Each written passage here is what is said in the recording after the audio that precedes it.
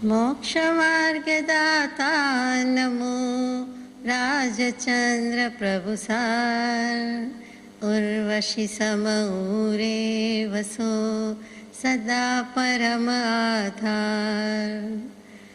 जेणे जाण्यो खरो आत्मा आत्माने अन्यन्यने अक्षय पूर्ण ज्ञानिते सिद्धने धन्य धन्य छे। मंगलम भगवान वीरो मंगलम गौतमो गणी मंगलम कुंद कुंदार्यो जैन धर्मोस्तु मंगलम।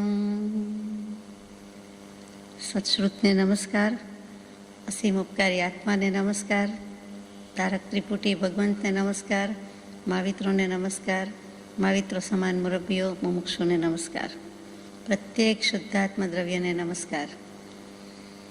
परम कृपाळु देव प्रणीत वचनामृत जी पत्रांक 766 विक्रम संवत 1953 ईस्वीसन ऑक्टोबर 1896 થી 1897 દરમિયાન લખાયેલો પત્ર છે, યાને કે શાસ્ત્ર છે, એનો અનુવાદ છે।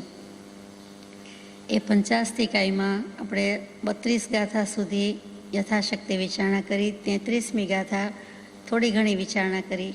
આજે આગળ જઈએ।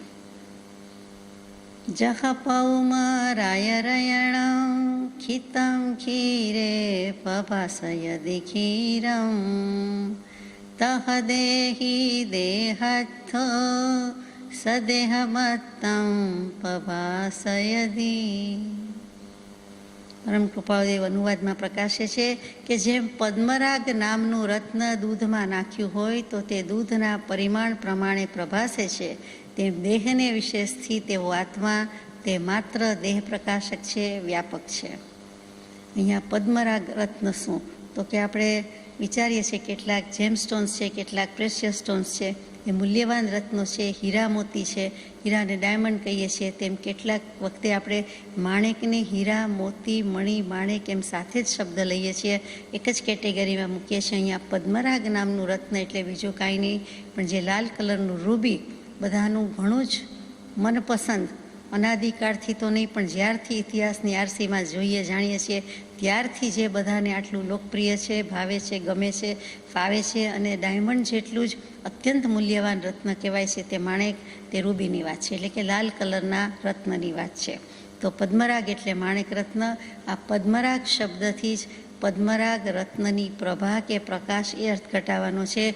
રત્ન નાખ્યું એટલે રત્નનો જે ફાયદો કે ગેરફાયદો છે કે ગુણ લક્ષણ કે ગુણધર્મ છે એ જોવા કરતાં એનું જે લાઇટ છે, એની જે કાંતિ છે એટલે પ્રભા કે પ્રકાશ છે તે અર્થ અહીંયા લેવાનો છે કે રત્ન નાખ્યું એના કોઈ સ્વાદ માટે કે રંગ માટે કે ગુણ માટે નથી, પરંતુ એનો રંગ અને સાથે સાથે જે દેખાવમાં પ્રકાશ છે અને રંગ એટલે વર્ણ પણ છે તેની વાત ચાલે છે।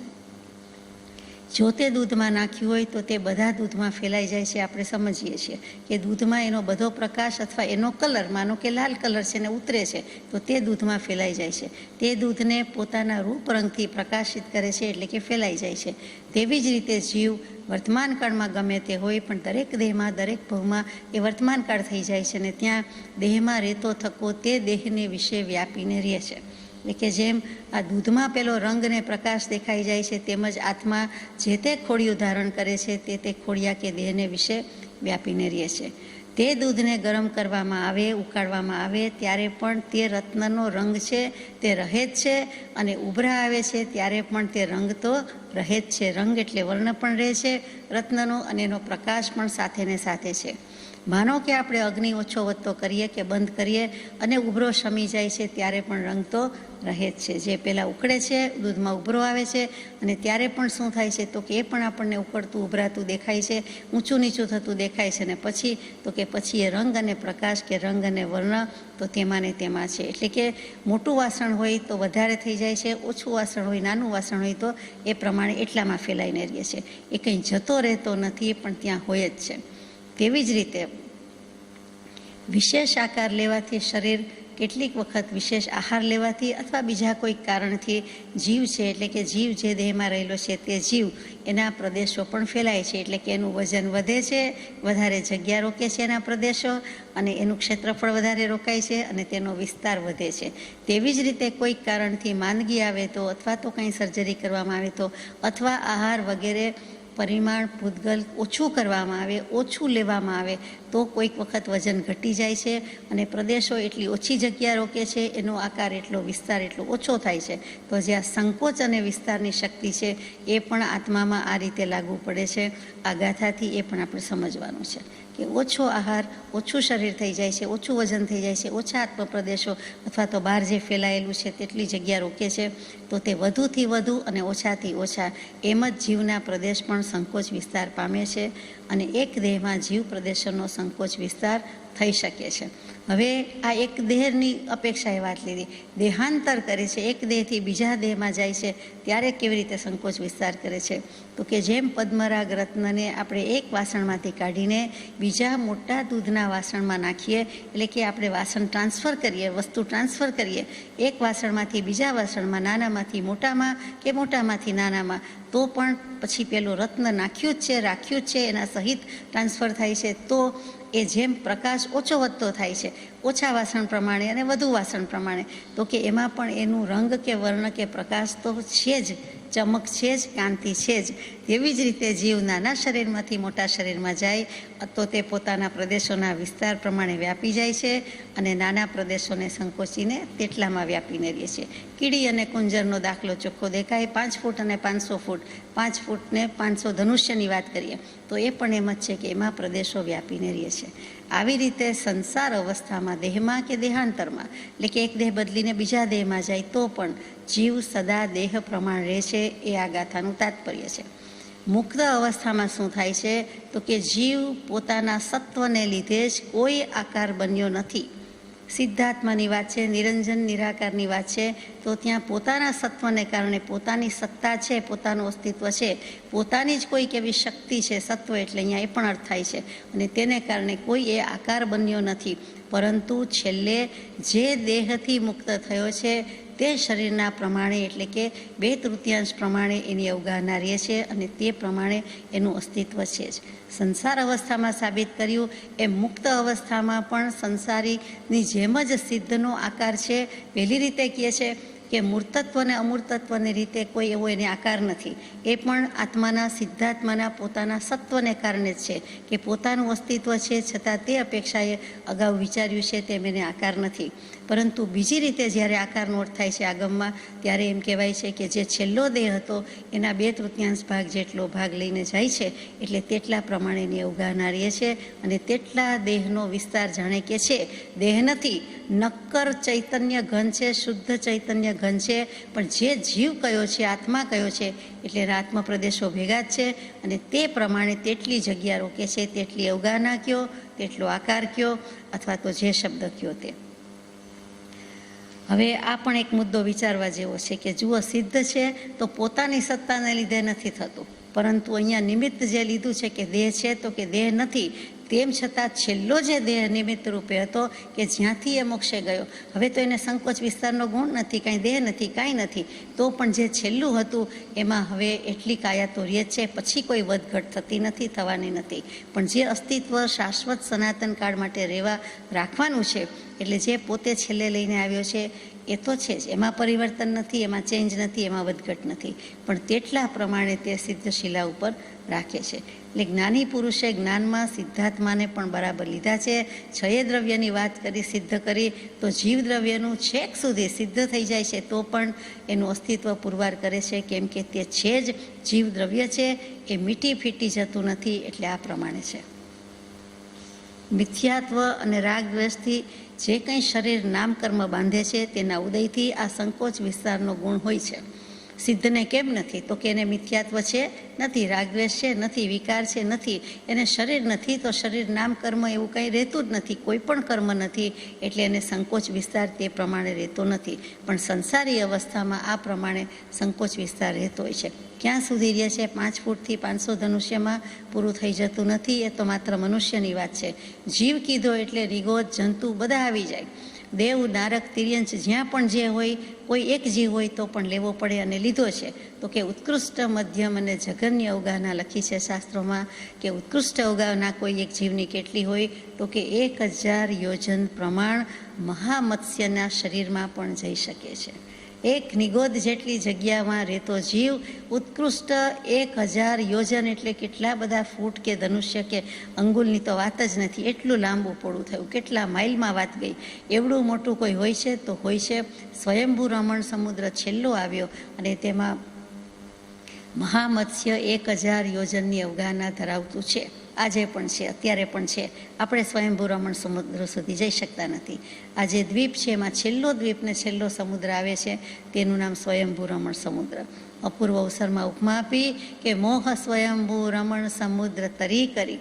તો કે સ્વયંભૂ નામ જ જેમ ભગવાનનું સ્વયંભૂ કહીએ છીએ તેવી રીતે વિશેષણ તો કે પોતે જ પોતાનાથી બંધાય છે અને આવા ગાઢ મોહ મારીએ છીએ તેમ સ્વયંભૂ, એવી રીતે સ્વયંભૂ રમણ. અહીંયા તો પોતે પોતાના શુદ્ધાત્મામાં અસ્તિત્વમાં રમણ કરે છે એટલે એ સિદ્ધાત્માને પણ સ્વયંભૂ કહેવાય અને આપણે સંસારીને પણ કહીએ તો કે મોહ દશામાં છે અને પહેલાં નિર્મોહી છે. આટલો ફરક છે. એ મોહમાં મગ્ન છે, એમાં જ રમે છે, સંસારમાં વિભાવમાં રમે છે અને પહેલાં શુદ્ધ સ્વભાવમાં રમે છે. આ મોટો ડિફરન્સ છે. એટલે ત્યાં કૃપાળુદેવે પણ મોહને કેવી ઉપમા આપી દીધી છે. સૌથી છેલ્લો છે, સૌથી દૂર છે, સૌથી આગો છે, સૌથી મોટો છે. એક રાજલોક 14 રાજલોકમાંથી ઘણું કરીને જગ્યા રોકે છે તે સ્વયંભૂ રમણ સમુદ્ર.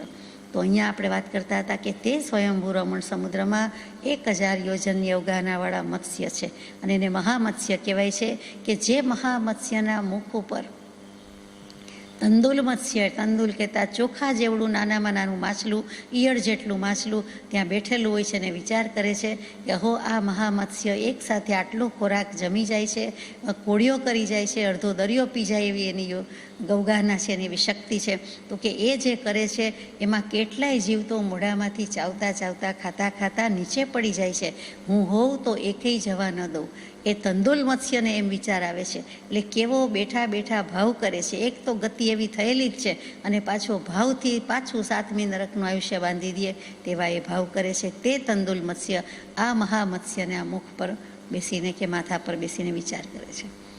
એટલે કે એક પડી જાય છે, ઢોળાઈ જાય છે, બીજા જીવો નીકળી જાય છે તો કે હું તો આ બધાને પણ એકસાથે આહાર કરી જાઉં, ઓહિયા કરી જાઉં, એવા ભાવથી પણ એના એવા કર્મ બંધાઈ જાય છે. તે સ્વયંભૂ રમણ સમુદ્ર, તે મહામત્સ્ય અને તેનાથી વધારે કોઈની અવગાહના નથી. તે ઉત્કૃષ્ટ અવગાહના 1000 યોજન પ્રમાણ છે.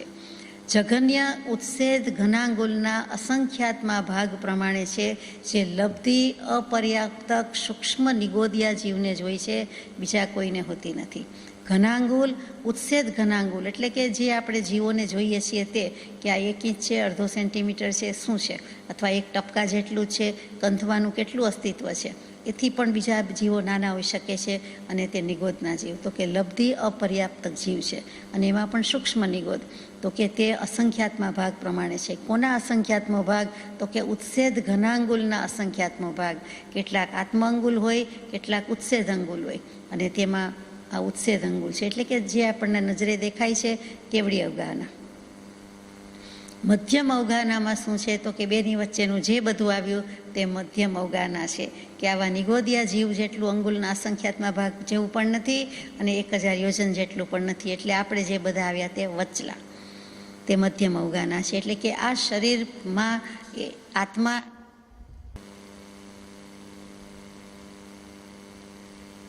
મધ્યમ અવગાહના પણ લઈ શકે છે. એટલે કે દરેકની જુદી જુદી અવગાહના છે એ તો સમજાયું, જઘન્ય, મધ્યમ, ઉત્કૃષ્ટ એ પણ સમજાય, પણ જીવ એનો એ છે અને એ જ જીવ જઘન્યમાંય જઈ શકે, મધ્યમમાંય જઈ શકે, ઉત્કૃષ્ટમાંય જઈ શકે. એ વિશેષતા અહીંયા બતાવી છે. જે વાક્યની કે ગાથાની શરૂઆત છે તેમ કે પદ્મરાગ મણીની જેમ જ દેહને વિશેષથી તેવો આત્મા તે પ્રમાણે પ્રભાસે છે, તે પ્રમાણે દેહ પ્રકાશક છે, વ્યાપક છે અને તે રીતે સાબિત કરી દે છે.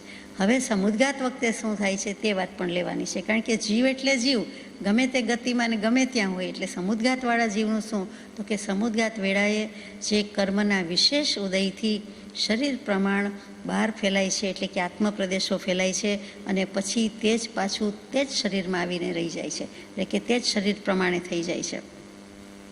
એ કયા કારણે થતું હશે તો કે નામ કર્મના શક્તિથી નામકર્મનો વિશેષ પ્રકારનો ઉદય છે અને તેથી આ સમુદ્ઘાતને જીવ પોતે ત્યાંને ત્યાં મૂળ શરીર રાખે છે તો પણ આત્મા પ્રદેશોને બહાર મોકલી શકે છે. આત્માની શક્તિ છે નીના નહીં, પરંતુ આત્માની શક્તિ મુખ્ય, પરંતુ નિમિત્ત શું અથવા કયા ભાંગાને કારણે થાય છે તો કે આટલા અનંત પ્રકારના એમાં મુખ્ય 8 પ્રકારના કર્મ, એમાં નામકર્મની પ્રકૃતિ અને એની શક્તિથી આ પ્રમાણે શરીર નામકર્મ હોવાથી થઈ શકે છે. સૂક્ષ્મ નિગોદિયા જીવની જે હમણાં વાત કરી તેનો પહેલો સમયે આકાર કેવો છે તો કે લંબાઈ વધુ અને પહોળાઈ ઓછી છે. પછી બીજે સમયની વાત છે. બીજે સમયે લાંબુ પહોળું એક સરખું થઈ જાય છે, લંબાઈ પહોળાઈ એક સરખી થઈ જાય છે. ત્રીજા સમયે કોર કપાઈ જાય છે, એટલે કે ખૂણા કહીએ, ચારે બાજુ કહીએ, કપાઈ જાય છે અને ગોળ થઈ જાય છે. આ જીવની વાત ચાલે છે, નિગોદિયા જીવની. અને પછી ઘનાંગુલના અસંખ્યાતમાં ભાગનું કે જે કહીએ છીએ તે એટલી એની અવગાહના થઈ જાય છે. એટલે કે કેટલું બધું સૂક્ષ્મ મૂક્યું છે કે 3 સમયની વાત મૂકી. પહેલે સમયે કેવલ જ્ઞાની જુએ છે તો લંબાઈ વધુ ને પહોળાઈ ઓછી છે. બીજે સમયે જુએ છે તો લંબાઈ અને પહોળાઈ બંને સરખી થઈ જાય છે. અને ત્રીજે સમયે જ્ઞાનમાં જણાય છે કે ઘનાંગુલનો અસંખ્યાતનો ભાગ થઈ ગયો. આ લબ્ધિ અપર્યાપ્ત નિગોદિયા સૂક્ષ્મ જીવોના શરીરની વાત, એનાથી સૂક્ષ્મ કોઈ જીવનું શરીર નથી. એટલા માટે આપણે આ વાત લીધી. એટલે અહીંયા કહી દેવું છે કેટલું બધું કે નિગોદ નહીં લેવા છે, સિદ્ધ નહીં લેવા છે. જીવ એટલે જીવ દ્રવ્ય અને સમુદ્ઘાત વેળાએ છે તે પણ લીધા. અને જીવ મીટી ફીટી જતો નથી, સિદ્ધ તરીકે અસ્તિત્વ છે તો છે તો ત્યાં એને શરીર નથી, છતાં આટલી જગ્યા રોકે છે અથવા આટલી એની અવગાહના છે એમ સાબિત કરવું છે, બીજું કાંઈ નથી. આગળ જઈએ. ગાથા 34મી. સૌવત અતિ જીવાણ યય એકો એકાય એકઠો અજ્જવસાણ વિશેઠો ચિઠ્ઠદી મલીણો રજમલેહિમ. એક કાયામાં સર્વ અવસ્થામાં જેમ તેનો તે જ જીવીએ છે તેમ સર્વત્ર સંસાર અવસ્થામાં પણ તેનો તે જ જીવ છે. અધ્યવસાય વિશેષથી કર્મરૂપી રજમલથી તે જીવ મલિન થાય છે. આપણે થોડું યથાશક્તિ વિચારેલું જ હતું ગઈકાલે. તે જ ગાથાની વાત છે કે સર્વ અવસ્થાને વિશે ન્યારો સદા જણાય, પ્રગટ રૂપ ચૈતન્યમય એ એંધાણ સદાય, એ એંધાણ ઇંગિત ઈશારો નિશાની સંજ્ઞા ચિહ્ન કોની વાત છે તો કે આત્મદ્રવ્યની વાત છે કે એ સર્વ અવસ્થામાં ન્યારો દેખાય છે. એ જુદો ને જુદો છે. 4 ગતિમાં, 4 પર્યાય, 24 દંડક, જે પણ કયો 84 લક્ષ જીવ્યોનીમાં ફરી આવ્યો તો પણ એ જુદો ને જુદો છે. સિદ્ધ થાય તો પણ જુદો ને જુદો છે, બંને એકમેક થઈ જતા નથી. એવી જ રીતે ગર્ભનો જીવ છે એ જ બાલ્યાવસ્થા, એ જ યુવાન અને એ જ પ્રૌઢ અને એ જ વૃદ્ધ થાય છે. બીજો કોઈ જીવ આવતો નથી. અનાદિકાળથી પણ એ જ જીવ અને હજુ પણ એ જ જીવ છે. તો કે સંસાર અવસ્થામાં પણ તેનો તે જ જીવ છે અને સિદ્ધ થાય છે પણ જીવ તો તેનો તે જ છે. પહેલાં મલિન હતો અને હવે અમલિન એટલે નિર્મળ અને પવિત્ર થયો, એટલો જ ફરક મોટો છે. 4 ગતિમાં જીવ રખડે તો પણ તેનો તે. અહીંયા શું સાબિત કરવું છે કે ચાર્વાક દર્શન જે એમ કહે છે કે પંચમહાભૂતમાંથી ઉત્પન્ન થાય છે શરીર, જીવ, જે કયો તે. આ ભવ મીઠા તો પરભવ કોને દીઠા. જે કંઈ છે ત્યાં એક ભવનું જ અસ્તિત્વ છે. પુનર્જન્મ પૂર્વજન્મ જેવું કાંઈ નથી. એવો કંઈ ઈશ્વર ભગવાન નથી. જે છે તે આ છે. એને અહીંયા રદિયો આપે છે, નિષેધ કરે છે, નિરાકરણ કરે છે કે નવા નવા જીવ બને છે એવું નથી. નવા નવા શરીર છે, દેહ છે, કોડિયા છે. જીવ તો તેનો તે જ છે, બીજો કોઈ નથી. અને એના એક પણ આત્મપ્રદેશ પણ ઓછા વધતા થયા નથી. એ સાબિત કરવા માટે આ ગાથા મૂકી હોય તેમ જણાય છે.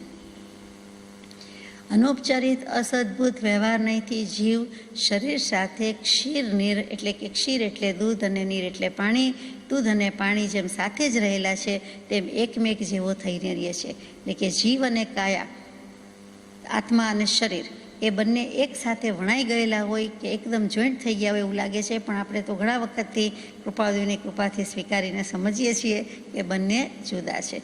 ભાષ્યો દેહાધ્યાસથી આત્મા દેહ સમાન પણ તે બંને ભિન્ન છે, પ્રગટ લક્ષણે ભાન.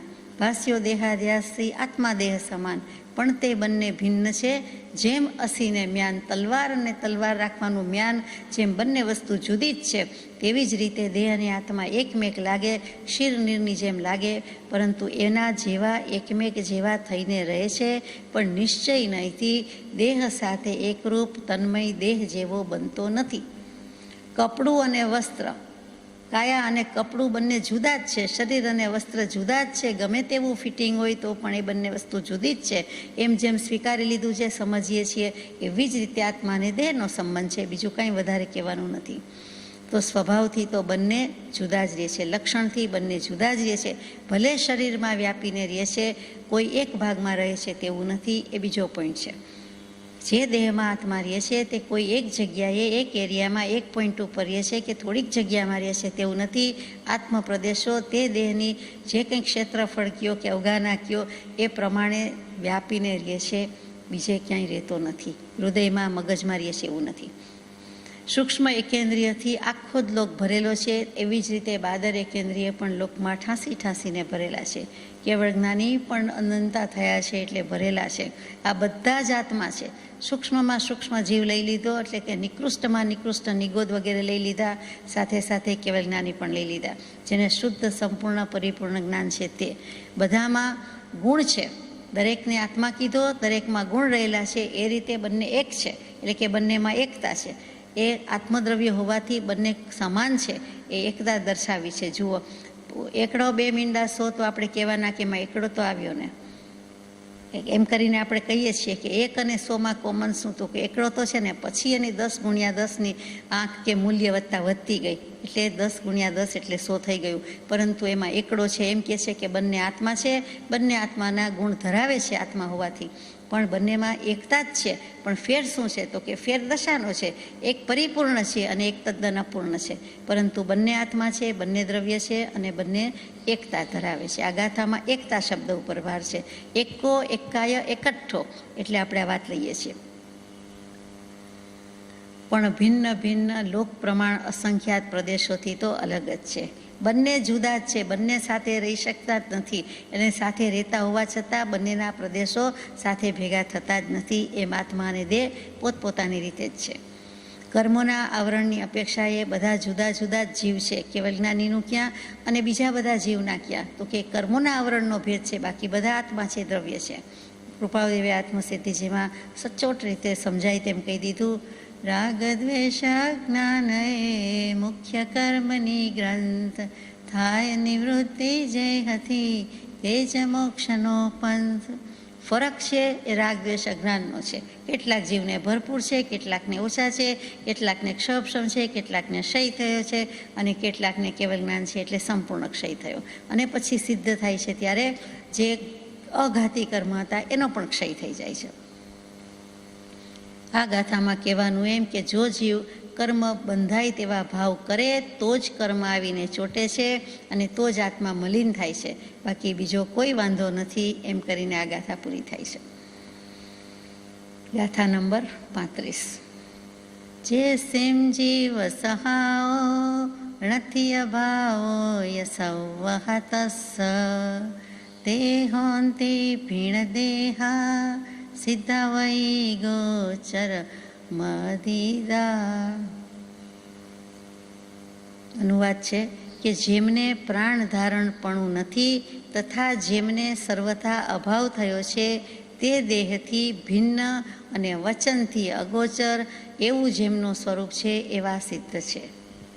સિદ્ધ ભગવાનનું સ્વરૂપ આપણાથી શું કહ્યું જાય તેમ પણ જ્ઞાની પુરુષે કેવલ જ્ઞાનમાં જેવું જોયું તેવું બને એટલું કહેવાનો પ્રયત્ન કર્યો છે. અને છતાં આવી રીતે કહી દે છે કે એ અગોચર જ સ્વરૂપ છે. છતાં કહીએ છીએ કેવું છે? તો કે જેમને પ્રાણ ધારણ પણ નથી. આપણે તો કહીએ છીએ કે સિદ્ધને ભાવ પ્રાણ છે. અનંત જ્ઞાન, અનંત દર્શન, અનંત સુખ, અનંત વીર્ય એ ભાવ પ્રાણ છે. અહીંયા લખ્યું છે કે જેમને પ્રાણ ધારણ પણ નથી, જેમને કાયા નથી, કર્મ નથી. પ્રાણ ધારણ કરવા પણ નથી, કાયા નથી, કર્મ નથી, એટલે હવે નવા પ્રાણ ધારણ કરવાના છે એ રહેતું નથી. દ્રવ્ય પણ પ્રાણ ધારણ કરવા પણ નથી. અને ભાવ પ્રાણ તો કે ભાવ પ્રાણ તો જે છે પરિપૂર્ણ શુદ્ધ છે. અનંત જ્ઞાન, અનંત દર્શન, અનંત સુખ, અનંત વીર્ય, શુદ્ધ ચેતના, નિશ્ચય કરવા યોગ્ય રહે એ તો સિદ્ધ પરમાત્માને છે જ, પણ નવું કાંઈ કરવાનું નથી. એ શુદ્ધ ભાવ પ્રાણ તો છે, એની ના નથી. તો કર્મના ઉદયથી સંસારી જીવને જે દ્રવ્ય ભાવ પ્રાણ હોય છે તેનો સિદ્ધાત્મામાં અભાવ થાય છે. તો પછી પ્રશ્ન થાય જે બૌદ્ધ દર્શન ઉઠાવે છે તેમ કે તો સર્વથા જીવનો અભાવ થઈ જશે, એ ક્ષણિકવાદમાં માને છે. એટલે તો સિદ્ધાર્થમાં થયો એટલે ત્યાં શું કહેવું છે? તો કે જીવનું કોઈ અસ્તિત્વ જ નથી કે શું? ત્યાં પ્રશ્નનો જવાબ આપે છે કે અસલી સ્વભાવનો નાશ નથી. સિદ્ધનો જે સ્વભાવ છે, અસલી સ્વભાવ છે, અસલિયત છે કે જેમાં શુદ્ધ અસ્તિત્વ, શુદ્ધ સત્તા, શુદ્ધ ચૈતન્ય અને અનંત ચતુષ્ટય એટલે જ્ઞાન, દર્શન, ગુણ, વીર્ય જે છે, આનંદ વગેરે છે, સુખ વગેરે છે, એ બધા જ ભાવ પ્રાણ તો છે જ, સદાર્ય છે અને શુદ્ધ ભાવ પ્રાણ કયા જાય છે. એટલે નવા કોઈ ગ્રહણ કરવાના નથી, નવા ધારણ કરવાના નથી. જે પરિપૂર્ણ શુદ્ધિ છે એને ટકાવી રાખે છે, એમાં કોઈ ફેર પડતો નથી. એ ઘસાઈ જતા નથી, એ ઓછા થઈ જતા નથી. એટલે કે આ અપેક્ષા એ કહેવાય છે કે જેમને પ્રાણ ધારણપણું નથી. જૂના ધારણ કરીને શુદ્ધિવાળા છે તો લઈને બેઠા જ છે ને રહેવાના જ છે, પરંતુ નવું કોઈ ભાવ પ્રાણ અગર તો દ્રવ્ય પ્રાણ કે એવું કાંઈ નવા ગ્રહણ ધારણ કરવાના રહેતા નથી. અને જે કંઈ છે તે પોતાના ભાવ પ્રાણ છે. સિદ્ધાર્થમાં અશરીરી છે, એટલે કે શરીર નથી, દેહ નથી. ભલે ભાવ પ્રાણ છે પણ દેહ તો નથી જ. મન વચન કાયાના યોગ અને ક્રોધમાન માયાલોભ વગેરે કશાય વિનાના હોવાથી અશરીરી છે, શરીર રહિત છે. સિદ્ધ ભગવંતની વાત ચાલે છે. અને સાંસારિક જીવો છે તે દ્રવ્ય ભાવ પ્રાણ રહિત હોવાથી પોતાના સ્વભાવમાં પ્રકાશચાર્ય છે. સાંસારિક જીવો છે એને તો દ્રવ્ય પ્રાણ છે, ભાવ પ્રાણ છે. તો કે સિદ્ધ ભગવંતને છે એ જે દ્રવ્ય પ્રાણને ભાવ પ્રાણ છે એ નથી. એટલે કે સિદ્ધ ભગવંતને માત્ર ભાવ પ્રાણ છે, સંસારીને દ્રવ્ય પ્રાણ છે પણ શુદ્ધ ભાવ પ્રાણ નથી. કેમ કે સંસાર છે, મિથ્યાત્વ છે, મલિનતા છે, રાગદ્વેષ કસાય છે. એટલે એ રીતે એ પ્રકાશી શકતા નથી. એ પોતાનું મલિનતામાં જ પરિણમન કરી શકે છે અને સિદ્ધાર્થમાં છે તે અમલિનતા એટલે નિર્મળતામાં જ પરિણમન કરે છે. સમ્યક્ત્વના જે 8 ગુણ છે તે અને એના અનંત ગુણમાં એક એક સ્વભાવ કે રહેલા છે તે ફરીથી સમ્યક્ત્વ નામનો ગુણ કયો છે, ગુણ કયો છે અને એક ગુણ એમાં 8 સ્વભાવ કયા છે. આમ તો અનંત છે અને એ 8 ગુણ એટલે એક એક ગુણના અનંત ભાગ પડે છે. એટલે કે અનંત ગુણ છે એ ગુણની વાત કરે છે. તેમાં સિદ્ધ ભગવંત સ્થિત રહે છે, સ્થિતિ કરે છે. સિદ્ધના મહિમાનો સ્વભાવ આપણાથી કહી શકાવાનો જ નથી. જે પદ શ્રી સર્વજ્ઞ દીઠું જ્ઞાનમાં કહી શક્યા નહીં પણ તે શ્રી ભગવાન જો. દેહ સ્વરૂપને અન્ય વાણી તે શું કહે, અનુભવ ગોચર માત્ર રહ્યું તે જ્ઞાન જો. છતાં આપણે 8 સ્વભાવની વાત તો લેવાની છે.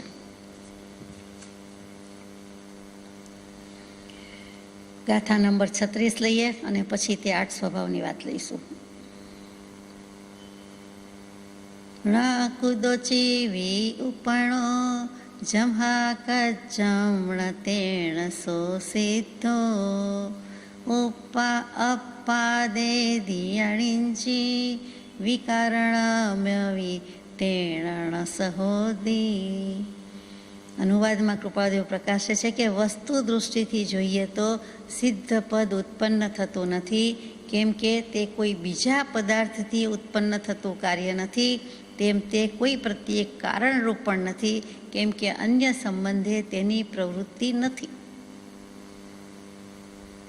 સીધી સમજાય એવી જ વાત છે કે વસ્તુ દૃષ્ટિથી, વાસ્તવિક દૃષ્ટિથી જોઈએ તો સિદ્ધ પદ ઉત્પન્ન થતું નથી. કોઈ વસ્તુ ઉત્પન્ન થાય, ઉત્પાદન થાય, પ્રોડક્શન થાય કે જનરેશન થાય, જનરેટ થાય કે એમ જે કહીએ છીએ તેવી રીતે કંઈ સિદ્ધ પદ ઉત્પન્ન થતું નથી. કેમ કે ઉત્પન્ન થવામાં જે કોઈ બીજો પદાર્થ જોઈએ એવી રીતે બીજા પદાર્થથી ઉત્પન્ન થતું આ કાર્ય નથી. કોઈ પણ વસ્તુ કારણ અને કાર્ય કહીએ, નિમિત્ત અને ઉપાદાન 2 કારણ હોય. હંમેશા ઉપાદાન નિમિત્તને કારણ કયા છે અને કારણ વિનાના કાર્ય કંઈ. તો કે આ જે કાર્ય થાય છે સિદ્ધ પદનું એ સિદ્ધ પદ છે પણ એ ઉત્પન્ન થતું નથી. એટલે કે કોઈનાથી થયું એમ કાર્ય નથી. એવી જ રીતે કોઈના પ્રત્યે કારણરૂપ પણ નથી. કારણ કે સિદ્ધ છે માટે સિદ્ધ પદમાં હવે કંઈ પ્રાપ્તિ થઈ કે બીજાને ઉત્પન્ન થયું કે બીજાને મળ્યું એમ પણ નથી. એટલે કે એક દ્રવ્ય બીજા દ્રવ્યને કંઈ લાવી શકતા નથી, કરી શકતા નથી. એટલે અન્ય કોઈ સંબંધમાં પણ તેની પ્રવૃત્તિ નથી. આપણે વધારે સમજીએ કે જેવી રીતે સંસારી જીવ છે તે કર્મોના ઉદયથી નર નારક વગેરે રૂપે ઉત્પન્ન થયા કરે છે, તેવી રીતે સિદ્ધ ભગવાન ને હવે કર્મનો ઉદય અથવા કર્મ ઉદય કે નો કર્મ એવું કાંઈ લેવાનું નથી. નો કર્મ એટલે શરીર વગેરે લેવાનું નથી, એટલે ઉત્પન્ન થતા નથી. એટલે સિદ્ધ ભગવાન ઉત્પન્ન થતા નથી, કેમ કે એમને કંઈ આવા કર્મ ખપાવાના નથી, કાયા સાથે કોઈ સંબંધ નથી. એટલે આ એમને કર્મ નો કર્મ કોઈ છે જ નહીં. એટલે ફરીથી જે સંસારી જીવો કોઈને કોઈ રીતે ઉત્પન્ન થાય છે, કોઈને કોઈ રીતે અનુત્પન્ન એવો આત્મા છે, પણ કોઈને કોઈ ગતિમાં પર્યાયમાં દેહ કોળિયા ધારણ કરે છે, તેવું સિદ્ધ ભગવંતને કંઈ લેવા કરવા પણ થતું નથી. કેમ કે નર નારક આદિ પર્યાય રૂપે પણ હવે એમને જન્મવાનું કે કંઈ આગળ જવાનું કોઈ પ્રયોજન જ નથી. અને કર્મ નો કર્મ એટલે શરીર ઇન્દ્રિય વગેરે પણ ધારણ કરવાના નથી. એટલે સાબિત કરે છે કે સિદ્ધ ભગવાનને કોઈનું કાર્ય નથી, કોઈનું રિઝલ્ટ રૂપે આવ્યા છે તેમ નથી. તેવી જ રીતે તેઓ પોતે કોઈ નવા કર્મબંધને ઉપજાવતા નથી, ઉત્પન્ન કરતા નથી, એવા ભાવ કરતા નથી કે જેથી કરીને નો કર્મ રૂપે શરીર કે ઇન્દ્રિય રૂપે ફરી પેદા થવું પડે કે ઉત્પન્ન થવું પડે. એટલે સિદ્ધ પ્રભુ કર્મ અને નો કર્મ અપેક્ષાએ કારણ પણ નથી અને કાર્ય પણ નથી. એટલે સિદ્ધ પદ જેમ આત્મા અનુત્પન્ન એવો આત્મા, એમ સિદ્ધ પદ ઉત્પન્ન થતું નથી, એવી કોઈ પ્રવૃત્તિ નથી. આ પણ સમજાવે છે. ટૂંકમાં સિદ્ધ અવસ્થા છે શું? તો કે જીવનું સ્વાભાવિક સ્વરૂપ છે. જે જીવરૂપે અસ્તિત્વ હતું અને માત્ર શુદ્ધિને જ ભજે છે, સ્વભાવને જ ભજે છે, એટલે તે સ્વાભાવિક સ્વરૂપ છે. સ્વાભાવિક જીવનું સ્વરૂપ છે અથવા જીવનું સ્વાભાવિક સ્વરૂપ છે. ઇતિ સિદ્ધમ એમ સાબિત કરી દીધું છે. પોતે સ્વરૂપ સાબિત કરી દીધું અને હું આત્મા છું એમ, અને શુદ્ધાત્મા છું, શુદ્ધાત્મા દ્રવ્ય છું એમ, અને પરિપૂર્ણ કાળ માટે આમ જ રહેવાનો છું એમ અહીંયા સાબિત થઈ જાય છે. મોક્ષમાંથી કોઈ જીવને પાછું સંસાર અવસ્થામાં આવવાનું પ્રયોજન નથી, આવવાનું રહેતું નથી. અવતાર વગેરે વાત અહીંયા ઉડી જાય છે. ભગવાન અવતાર લે છે તેનું નિરાકરણ કરી દીધું, નિષેધ કરી દીધો છે કે આ કંઈ એને કારણ જ નથી. અવતાર લેનો અર્થ શું? કે કોઈ જીવનું ભલું કરવા માટે ઈચ્છા છે, રાગ છે, દ્વેષ છે, અભાવ ભાવ બધું કંઈક રહેલું છે, કોઈક જાતનો સંકલ્પ રહેલો છે અને તે સૃષ્ટિની રચનાનું કારણ ગણાવાય છે. એટલે અવતાર લીધો તો એ વાતને અહીંયા રદિયો મળી જાય છે, એટલે કે એનો રકાસ થઈ જાય છે. એમ છે જ નહીં. વસ્તુ એના સ્વરૂપે છે, એના સ્વરૂપથી છે. હવે વિભાવ પર્યાયને ભજતું નથી, એટલે એને ક્યાંય જવાનું રહેતું નથી. પુનરાગમન જેવું હોતું જ નથી, સંસારમાં જવાનું હોતું જ નથી. સિદ્ધ ત્યાં ને ત્યાં રહે છે, એ પણ એમાંથી સૂચવન થાય છે. સૃષ્ટિની રચનાનું કારણ પણ નથી અને પોતે કાર્ય પણ નથી. કોઈ પર અવસ્થાનું નિમિત્ત કારણ જ નથી, એટલે કે નિમિત્ત કારણ પણ નથી અને ઉપાદાન કારણ પણ નથી. એટલે પર સાથે કોઈ સંબંધ જ નથી, લેવા દેવા નથી, કોઈ નિસ્બત જ નથી. એવા સિદ્ધ છે, સ્વતઃ સિદ્ધ છે, એને બીજા સાથે શું સંબંધ હોય? એટલે કોઈનું હવે ઉપાદાન કે નિમિત્ત કાંઈ નથી. પોતાના સ્વસ્વભાવમાં જ રહે છે, પોતાની મસ્તીમાં રહે છે, પોતાના શુદ્ધ સ્વાભાવિક પરિણતિના કારણ કાર્ય થતા જતા હોય છે અને સ્વ આત્મિક આનંદનો આસ્વાદ લઈ રહ્યા છે. અનંત અનંત સુખની લહેરમાં બિરાજી રહ્યા છે. તેવા સિદ્ધાત્માને સમય સમયના નમસ્કારો. સિદ્ધાત્મા અન્ય કોઈને સુખ દુઃખ દઈ શકતા નથી, દેહ પણ નહીં, એવો કોઈ ભાવ જ નથી, સવાલ જ નથી, પ્રયોજન જ નથી. પરંતુ તેમની ભક્તિ કરનારા, એટલે કે આપણે અથવા તો બીજા કોઈ, એમની સ્તુતિ નીતિ નૂતિ ભક્તિ કરનારા પોતાના ભાવ નિર્મળ પવિત્ર કરી અને તેમના જ જેવા સુખી થઈ શકે છે. કે તુજ મુજ એક, હે સિદ્ધ ભગવાન, તમારું જે શુદ્ધ સ્વરૂપ છે તેવું જ મારું શુદ્ધ સ્વરૂપ છે. દંસણ નાણ ચરણ ગુણ જીવને સૌને પૂરણ હોય, અંતરયામી રે સ્વામી, સાંભળો. ન સાંભળવું હોય તો એ સાંભળો. આપ તો આપના જ્ઞાનમાં બધું જોઈ જાણી દેખી જ રહ્યા છો. એમ કરીને આપણે સમાપન કરીએ છીએ કે સિદ્ધ પરમાત્માને તો આવી જ સ્થિતિ છે, એના સ્વભાવથી જ છે અને સ્વાભાવિક છે. આમ પણ જીવ પોતાના સ્વાભાવિક ભાવથી જ સર્વજ્ઞ અને સર્વદર્શી થાય છે. એ ગઈકાલની એક ગાથામાં આવી ગયું. એ જ વસ્તુ આગળ ગઈ કે હજુ પણ શાશ્વત સનાતન કાળ માટે પોતાના સ્વભાવથી, પોતાના અસ્તિત્વથી, સત્તાથી જ રહે છે, બીજો કાંઈ કરી શકતો નથી. ગાથા નંબર 37. સત્સદમદ્ ઉચ્છેદમ ભવમ ભાવમ ચ સુણમિદરમ ચ વીણાણમ વીણાણમ રવિજુજદી અલદિ સભાવો. અનુવાદ છે કે શાશ્વત અશાશ્વત, ભવ્ય અભવ્ય, શૂન્ય અશૂન્ય, વિજ્ઞાન અવિજ્ઞાન, આ જે 8 ભાવ કયા તે જો મોક્ષમાં જીવનું અસ્તિત્વ જ ન હોય તો કોને હોય? જે ઇતર દર્શનમાં કહે છે કે મોક્ષ થઈ ગયો એટલે જીવનો અભાવ થઈ ગયો, હવે શું, એનું અસ્તિત્વ મીટી ફીટી ગયું, હવે શું છે? તો ભગવાન કહે છે, જનાગમ કહે છે એમ નથી, અસ્તિત્વ મીટાવી ફીટાવી શકાતું જ નથી. હું છું, હું શુદ્ધ છું, હું સિદ્ધ છું. સિદ્ધાર્થમાં સિંહની ત્રાળ જેમ કહેતા હોય તેમ કહે છે કે અમારું અસ્તિત્વ છે, કોઈ પણનું છે.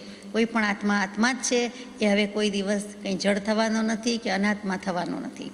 તો સિદ્ધ ભગવંતનું અસ્તિત્વ કે સત્તા સદાકાળ છે. તેથી નીચેના 8 સ્વભાવ એટલે કે હમણાં કયા તે 8 સ્વભાવ સિદ્ધ થઈ જાય છે. કેવી રીતે? તો પેલું શાશ્વત, તો કે સિદ્ધાર્થમાં પોતાના ટંકોત કિરણ જ્ઞાતા દ્રષ્ટામય એક સ્વભાવ રૂપે સદા બનતા જ રહે છે, બની જ રહે છે. એટલે કે જેમ છે તેમ થયા જ કરે છે. એની પર્યાયમાં શુદ્ધિ જ છે, પોતે શુદ્ધ, દ્રવ્ય શુદ્ધ, એના ગુણ શુદ્ધ, એટલે એની પર્યાય પણ પરિપૂર્ણ શુદ્ધ છે. એટલે પરિણમન તો થાય છે, પરંતુ સદાય બનતું જ રહે છે અને શુદ્ધ પરિણમન થતું રહે છે, નાશ પામતા નથી. અહીંયા અગુરુ લઘુ ગુણની બોલબાલા છે કે જીવના સામાન્ય ગુણ છે, એટલે સિદ્ધાત્માને અગુરુ લઘુ ગુણ છે, એનું સ્વભાવ પરિણામ જ થયા કરે છે, સમય સમયે સ્વભાવ પરિણામ થયા કરે છે. એટલું જ નહીં, પણ આત્માના જે બીજા સ્વભાવી ગુણો છે એ પણ ત્યાં છે, એટલે એની ધ્રુવતા પણ ચાલુ ને ચાલુ રહે છે. એમાં કોઈ બ્રેક આવતો નથી, ગેપ આવતો નથી. ઉત્પાદ વ્યય તો થયા કરે, સમજ્યા કે પરિણમન છે, અગુરુ લઘુ ગુણ પરિણમે છે એટલે ચાલુ થાય. પણ ધ્રુવતા, તો કે ધ્રુવતા પણ આત્માના બીજા સ્વભાવી ગુણો અસ્તિત્વમાં ધરાવે જ છે. અગુરુ લઘુ છે એટલે બીજા ગુણ નથી એમ નહીં, એટલે એને કારણે એનું ધ્રુવત્વ તો ટકાવી જ રહે છે. શાશ્વતી સત્તા તો ત્યાં ને ત્યાં છે જ. આપણને પરમ પૂજ્ય બ્રહ્મચારીજી પ્રજ્ઞાબોધમાં ગવડાવે છે તે કે અહિતમાં હિતમાની બેઠો, હિતતણું નહીં ભાન. પછી શાશ્વત નિજ સત્તાના જાણું, અનિત્યનું અભિમાન, જયદેવ જિનેન્દ્ર મહાન. આ શાશ્વત નિજ સત્તા સિદ્ધ થઈ જાય છે તો પણ શાશ્વત સનાતન સમય માટે ચાલુ ને ચાલુ છે. આ કેટલું બધું અસ્તિત્વ સાબિત કરવા માટે જ્ઞાની પુરુષોએ જ્ઞાનમાં ઝળક્યું છે, પણ એ પહેલાં વિચારણા કરી છે, પછી જ્ઞાન પામ્યા છે.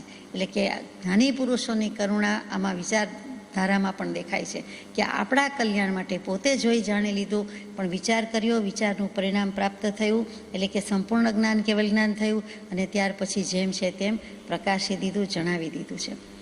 આગળ જઈએ. બીજો સ્વભાવ છે તે અશાશ્વત. સિદ્ધ શાશ્વત કયા, પાછું અશાશ્વત કેવી રીતે? તે જ તો વાત છે કે પર્યાયનો ઉચ્છેદ, વ્યય, નાશ જે કયો તે થયા જ કરતું હોય છે. એટલે પર્યાય અપેક્ષાએ તે અશાશ્વત છે, અનિત્ય છે. આત્મા દ્રવ્ય નિત્ય છે, પર્યાય પલટાય. સિદ્ધાર્થમાં એનાય છે, તો કે હા એમ તો એનાય છે, પણ સમયે સમયે નિત્ય નવીન પર્યાય આવતી જાય છે, એટલે એમ તો નવા પણ છે, જૂના થતા જ નથી. એટલે કે પર્યાયનો નાશ થતો હોવા છતાં બીજી પર્યાયનો ઉત્પાદ પણ ચાલુ જ છે. એટલે કે અશાશ્વત તો કેવા પડે, તો કેવા પડે, પર્યાય અપેક્ષાએ છે. અગુરુ લઘુ ગુણ છે, એના ષટ સ્થાન પતિત હાનિ વૃદ્ધિ સમયે સમયે થયા કરે છે.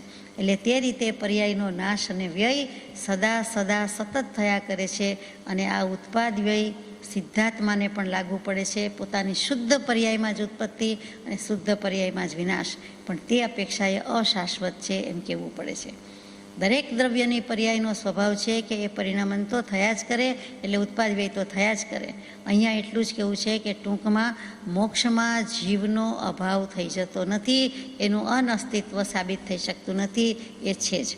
દ્રવ્યથી નિત્ય છે, શાશ્વત છે, પર્યાય પરિણામની અપેક્ષાએ એને અશાશ્વત કહ્યું છે. ત્રીજો સ્વભાવ છે ભવ્ય. સિદ્ધાર્થમાં વિકાર રહિત શુદ્ધ સચ્ચિદાનંદમય એક સ્વભાવથી સદા પરિણમન કર્યા કરે છે. આ તેમનામાં હોવાપણું, અને આ હોવાપણું એ જ ભવ્યપણું છે. ભવ્ય એટલે આપણને જે ચાલુ ભાષામાં વ્યવહારમાં બોલીએ છીએ તે ભવ્ય નથી. એકદમ અંજાઈ જઈએ તેવી ભવ્યતા તે ભવ્ય નહીં, પણ ભૂ સંસ્કૃતમાં ધાતુ છે, અને એનો અર્થ છે હોવું અને થવું. ભૂ પરથી ભવ, ભાવ, અભાવ, સ્વભાવ, વિભાવ બધા જ શબ્દો આવ્યા, તે ભૂ, એના પરથી ભવન શબ્દ આવ્યો છે તે. તો અહીંયા એમ કહી દેવું છે કે જે હોવાપણું, થવાપણું છે, પરિણમન છે, અસ્તિત્વ છે, એ થયા કરે છે. ભવ્ય કહેતા અસ્તિત્વ ધરાવે છે, હોયા કરે છે, અને પાછું થયા કરે છે, એટલે ભવ્ય સ્વભાવ છે. તો પછી ચોથો અભવ્ય સ્વભાવ કેવી રીતે સાબિત કરવાનો કે સિદ્ધાર્થમાં કદી પણ મિથ્યાત્વ, રાગદ્વેષ વગેરે કરવાના છે? કદી કરવાના નથી. મિથ્યાત્વ તો બહુ દૂરની વાત રહી ગઈ, રાગાદી ભાવ પણ બહુ દૂરની વાત રહી ગઈ. મિથ્યાત્વ કહેતા દર્શનમો ક્યારનો ગયો, રાગાદી કહેતા ચારિત્રમો ગયો છે, એટલે એ પરિણમન તો એનું થવાનું જ નથી. એટલે વિભાવ રૂપે ક્યારેય પરિણમન કરવાના નથી. એટલે વિભાવ પરિણતિનો અભાવ છે, એટલે કે વિભાવ પરિણામનું ન હોવાપણું છે, એટલે કે ન ભવ્યપણું છે, એટલે કે અભવ્યપણું છે. ત્યાં વિભાવ પરિણામ હોતા નથી, થઈ શકતા નથી. એ અપેક્ષાએ તેને અભવ્ય કીધું. અહીંયા ભવ્ય અભવ્ય એટલે મોક્ષે જવાની યોગ્યતા અને મોક્ષે જવાની યોગ્યતા નહીં તે અર્થ થતો નથી. અહીંયા કોઈ દેખાવમાં ભવ્ય હોય, અત્યંત ભવ્ય હોય, આકર્ષક હોય, પ્રભાવશાળી હોય, તે ભવ્યની વાત પણ નથી. એટલે કે વિશાળતાના લક્ષ્ય ભવ્ય કહીએ છીએ, દેખાવની અપેક્ષાએ ભવ્ય કહીએ તે અર્થ પણ નથી. અહીંયા ભૂ એટલે હોવું થવું, હયા થયા કરે છે, અસ્તિત્વ છે તો ભવ્ય છે. અભવ્ય કઈ રીતે છે? તો કે મિથ્યાત્વ, રાગદ્વેષ વગેરે કંઈ પણ કર્મની કાલીમાં નથી. અને એ વિભાવ પરિણતિમાં અંશ માત્ર, સમય માત્ર પણ ક્યારેય જવાના નથી, માટે અભવ્યપણું છે. એટલે કે વિભાવ પરિણામનું ન હોવાપણું છે. આ જ્ઞાની પુરુષો પણ કેવી કેવી અપેક્ષા એ સમજાવે છે. મગજમાં કેવું કેવું ઠસાવાનો પ્રયત્ન છે, એમના પ્રયત્ન પુરુષાર્થને વંદન છે. પાંચમો, શૂન્ય સ્વભાવ. કે સિદ્ધાર્થમાં પોતાના શુદ્ધાત્મ દ્રવ્યથી જુદા જે પરદ્રવ્ય, પરક્ષેત્ર, પરકાળ અને પરભાવ છે, એટલે કે પર ચતુષ્ટય જે છે તેનું અનઅસ્તિત્વ, નાસ્તિપણું છે, શૂન્યપણું છે, અભાવ ધરાવે છે તે છે. સિદ્ધ શૂન્ય કહી દીધા કે એની પાસે કાંઈ નથી, એ કાંઈ કરતા નથી, એમને કાંઈ નથી. શું કાંઈ નથી? તો કે પરદ્રવ્ય, ક્ષેત્ર, કાળ, ભાવ કાંઈ નથી. પોતાનો સ્વભાવને, પોતાના ગુણને પોતાનામાં રમે ને પોતાનામાં રહે, પોતાની નિજાનંદની મસ્તીમાં. બીજે ક્યાંય કોઈ દિવસ અવતાર જન્મ લેવાના નથી, ક્યાંય જવાના નથી, કોઈ સાથે બોલવાના નથી, કાંઈ પ્રયોજન નથી, કોઈ કાયા નથી, કોઈ વચન વર્ગણા નથી, કાંઈ જ નથી. બસ એકમાત્ર અસ્તિત્વ અને અસ્તિત્વનો ઉત્સવ, અસ્તિત્વનો આનંદ શાશ્વત કાળ માટે છે. તો અહીંયા શું બતાવ્યું? શૂન્ય કેવી રીતે? તો કે પરદ્રવ્ય, ક્ષેત્ર, કાળ, ભાવ નથી. એનું અનઅસ્તિત્વ છે, નાસ્તિપણું છે. નાસ્તિ એટલે જ અસ્તિ નથી તે. અને પછી બીજો અર્થ છે શૂન્ય છે, એટલે કે અભાવ ધરાવે છે. આ બધી વસ્તુ એની પાસે છે જ નહીં. પરદ્રવ્ય, ક્ષેત્ર, કાળ, ભાવ સાથે કોઈ લેવા દેવા નથી. સ્વમાં વસ, પરથી ખસ એટલું બસ. છઠ્ઠો સ્વભાવ છે અશૂન્ય સ્વભાવ. તો પછી અશૂન્ય કેવી રીતે? તો કે પોતાનો શુદ્ધ પરમાત્મા છે, પોતાનું આત્મતત્વ છે, એના સંબંધી નિજ દ્રવ્ય, નિજ ક્ષેત્ર, નિજ કાળ અને નિજ ભાવરૂપ સ્વચતુષ્ટયથી તો અસ્તિપણું છે. એમ કાંઈ હારી ગયા નથી અથવા હિંમત ગુમાવી બેઠા નથી. અમે તો છીએ જ, કોણ કહે છે નથી? એમ કરીને કહે છે કે અશૂન્ય. બીજું, અમે પોતાનામાં તો છીએ જ, એટલે કે પહેલાંમાં પરથી શૂન્ય છીએ, પણ પોતાનું અસ્તિત્વ હોવાથી પોતે શૂન્ય રૂપે નથી, અભાવ રૂપે નથી, અમે છીએ. કદી પણ અમારા શુદ્ધ ગુણ ઓછા થવાના નથી, ફેરફાર થવાનો નથી, શુદ્ધ ગુણ વિનાના થઈ જવાના નથી, કંઈ ખૂટી જવાનું નથી. અમારા ગુણમાં, અમારા જ્ઞાનમાં, અમારા સ્વભાવમાં, અમારા આનંદમાં કાંઈ ખૂટવાનું નથી, ક્ષય થવાનો નથી.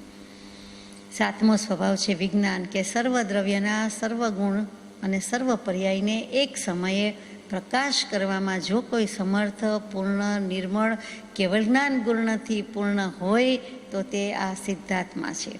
કેવલ જ્ઞાની તો છે જ, પણ એને હજી અઘાતી કર્મ પૂંઠે લાગેલા છે, ભેગા છે, એનો ક્ષય કરે છે, પછી અયોગી ગુણસ્થાનક, પછી સિદ્ધ પરમાત્મા. તો કે કેવલ જ્ઞાનીથી પણ ચડ્યા એ સિદ્ધ પરમાત્મા, કે કેવલ જ્ઞાન છે અને અઘાતી કર્મ નથી, એટલે કે સંપૂર્ણ સિદ્ધ છે, તો એને વિજ્ઞાન કીધું છે. વિજ્ઞાન એટલે સર્વ દ્રવ્યના, સર્વ ક્ષેત્રના અને જુદા જુદા અને સર્વ પર્યાય, એટલે કે ત્રણેય કાળ અબાધિત, એને એક સમયમાં જુએ, જાણે, દેખે છે, એનો પ્રકાશ છે. એમાં જે પરિપૂર્ણ રીતે સમર્થ છે એવું પોતાનું નિર્મળ કેવલ જ્ઞાન અને તેના ગુણથી વધારે પૂર્ણ છે તે. એટલે કે સંસારી જે અદાથી, અપેક્ષાથી, દૃષ્ટિથી જુએ છે, જાણે છે, તેવી રીતે સિદ્ધ પરમાત્મા જોતા જાણતા નથી. બંનેના દર્શનમાં ગજબનો ફેર છે, બંનેના જ્ઞાનમાં ગજબનો ફેર છે. ત્યાંથી જ લઈને આવ્યા છીએ. દેહ છતાં દેહાતીત દશા કરી પછી જ મોક્ષમાં આવ્યા છે, તેમ છતાં આટલો ફરક પડી ગયો છે કે સંસારી કરતાં જુદી રીતે જુએ છે, જાણે છે, અલૌકિક રીતે જુએ, જાણે છે. પોતાના જે અનંત જ્ઞાન કે કેવલ જ્ઞાન ને કેવલ દર્શન છે તેથી જુએ, જાણે છે, માટે તેને વિજ્ઞાન કહી દીધું છે. વીતરાગ વિજ્ઞાન કહીએ છીએ તે આ અપેક્ષાએ. આઠમું છે અવિજ્ઞાન. આટલું બધું હોવા છતાં હવે બાકી શું રહ્યું? તો કે અવિજ્ઞાન કેમ કહ્યું? તો કે કેવલ જ્ઞાન છે, પણ મતિ જ્ઞાન, શ્રુત જ્ઞાન, અવધિ જ્ઞાન, મનોપર્ય જ્ઞાન નથી. એનાથી અમે જોતા નથી. એ બધા જ્ઞાનનો તો અભાવ છે. એવા થોડા થોડા જ્ઞાનના, અલ્પ જ્ઞાનનો તો અભાવ છે. કેમ કે કેવલ જ્ઞાન છે એટલે એમાં 5માં 1 આવી ગયું એમ અહીંયા કેવું નથી. 5મું જ્ઞાન કેવલ જ્ઞાન, એમાં 1 થી 4 આવી ગયા એમ કહેવાની બદલે કહે છે કે કેવલ જ્ઞાન છે એમને મતિ જ્ઞાન નથી, શ્રુત જ્ઞાન નથી, અવધિ જ્ઞાન નથી, મનોપર્ય જ્ઞાન નથી. 100 રૂપિયા છે એમાં બધું આવી ગયું. પછી એમ ન કહેવું પડે કે 2 રૂપિયાની કેટલી નોટ ને 5 રૂપિયાની કેટલી નોટ ને 1 રૂપિયો છે કે નહીં, 87 છે કે નહીં, 12 છે કે નહીં. 100 એટલે 100, એમાં આવી ગયું, બધું આવી ગયું. એટલે કેવલ જ્ઞાન એટલે કેવલ જ્ઞાન છે. એમાં છૂટું છૂટું પરચુરણ શબ્દ આપણે વાપરીએ છીએ. એ આ ક્ષોભક્ષમી જ્ઞાન છે, પરચુરણ છે, એનું કંઈ કામ નથી. એ નથી. એ કહી દે છે કે આ 100ની બાધી નોટ છે, સંપૂર્ણતા છે. અહીંયા આ બધું પરચુરણ નથી અથવા ઝીણું ઝીણું નથી. એટલે મતિશ્રુત, અવધિ, મનોપર્ય જ્ઞાન વગેરે અલ્પ જ્ઞાન ગણ્યા છે અને તે કેવલ જ્ઞાનની અપેક્ષાએ અલ્પ જ્ઞાન ગણ્યા, ક્ષોભક્ષમી જ્ઞાન ગણ્યા અને એનો અભાવ છે.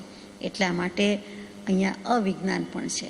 આમ જ્ઞાની પુરુષે કુન કુન ભગવંતે અને પછી કૃપાળદેવે પણ અનુવાદમાં મૂક્યું. એટલે બંનેએ 8 સ્વભાવ સાબિત કરી મૂક્યા છે.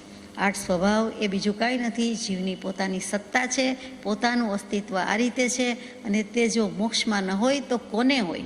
તો મોક્ષમાં છે શું? તો કે મોક્ષમાં જીવ છે, એને સિદ્ધ કહીએ છીએ, સિદ્ધાત્મા કહીએ છીએ. અને તેને આ 8 સ્વભાવ તો રહેલા છે. સિદ્ધાત્મા એટલે જ જીવનું અસ્તિત્વ છે તે જ એમ સાબિત કરવું છે. અને અહીંયા સ્યાદવાદ શૈલીથી સમજાવી દીધું છે કે સિદ્ધના 4 વિરોધી સ્વભાવ છે. 8 નહીં, 4. કે મુખ્ય 4 થયા વિરોધી સ્વભાવ. એટલે એક બોલો ત્યાં બીજું આવી જાય. એટલે વિજ્ઞાન કહીએ ત્યાં અવિજ્ઞાન આવી જાય, ભવ્ય કહીએ તો અભવ્ય આવી જાય, શૂન્ય કહીએ તો અશૂન્ય આવી જાય. એટલે 4 સ્વભાવ, 4 દુ 8 સ્વભાવ થઈ ગયા. સિદ્ધાત્મા એટલે સિદ્ધાત્મા એમ કહેવું પડે. સિદ્ધ સમાન જ મારી સત્તા છે એવો લક્ષ્ય અને ધ્યાન આપણે કરવા યોગ્ય છે. એ આપણું પ્રયોજન, આપણું તાત્પર્ય છે. 38મી ગાથા પર જઈએ. કમણ ફલ મેકો એકો કજ્જમ તૂણાણ મધ એકો છેદયદી જીવરાશી છેદગ ભાવેણતિ વિહેણ. કેટલાક જીવો કર્મનું ફળ વેદે છે, કેટલાક જીવો કર્મબંધ કર્તૃત્વ વેદે છે અને કોઈક જીવો માત્ર જ્ઞાન સ્વભાવ વેદે છે. એમ વેદક ભાવથી જીવ રાશિના 3 ભેદ છે. કૃપાદેવ લખે છે. સંસારી અને સિદ્ધ એમાં કેટલાક જીવો કર્મનું ફળ જ વેદે છે, કેટલાક જીવો કર્મ બાંધ્યા જ કરે છે, એટલે કર્મબંધ કર્તૃત્વ છે. એટલે કે કેટલાક જીવને કર્મ ચેતના છે, કેટલાકને કર્મ ફળ ચેતના છે અને કેટલાકને જ્ઞાન ચેતના છે એમ કેવું છે. એટલે કે ચેતના 3 પ્રકારની છે. આ વેદક ભાવથી જીવ રાશિના 3 ભેદ કહેવાય છે. એ હવે આપણે લેવાના છે. એની સાથે જ 39મી ગાથાનો અનુવાદ છે, એટલે અનુસંધાન છે, એટલે આપણે એ પણ સાથે લઈએ છીએ. 39મી મૂળ ગાથા છે. સૌવે ખલુ કમફલમ થાવર કાયા તસાહિ કચ્છ જુદમ પાણિતમદેકંતા વર્ણમ વિંદંતિ તે જીવા. સ્થાવરકાયના જીવો છે એ પોતપોતાના કરેલા કર્મનું ફળ વેદે છે. ત્રસ જીવો છે તે કર્મ બંધ ચેતના વેદે છે અને પ્રાણથી રહિત એવા અતિન્દ્રિય જીવો શુદ્ધ જ્ઞાન ચેતના વેદે છે. આ 39મી ગાથા છે. 38-39 સાથે જ જાય છે. પરમ પૂજ્ય બ્રહ્મચારીજીએ સારાંશ રૂપે એક જ લીટીમાં કહી દીધું કે ચેતના 3 પ્રકારે: જ્ઞાન ચેતના, કર્મ ચેતના, કર્મ ફળ ચેતના. ક્રમ ઊંધો લીધો, આપણે સીધો અહીંયા લઈએ છીએ. 1, 2, 3 તો કે અહીંયા 3, 2, 1. સ્થાવર જીવો છે સ્થિતિ જ ધરાવે છે, એક જગ્યાએથી બીજી જગ્યાએ ગતિ કરી શકતા નથી. વૃક્ષ વગેરે જીવો. એવી રીતે પૃથ્વીકાય, અપકાય, તેવકાય, વાવકાય, વનસ્પતિકાય એ બધા સ્થાવરકાયના જીવો છે.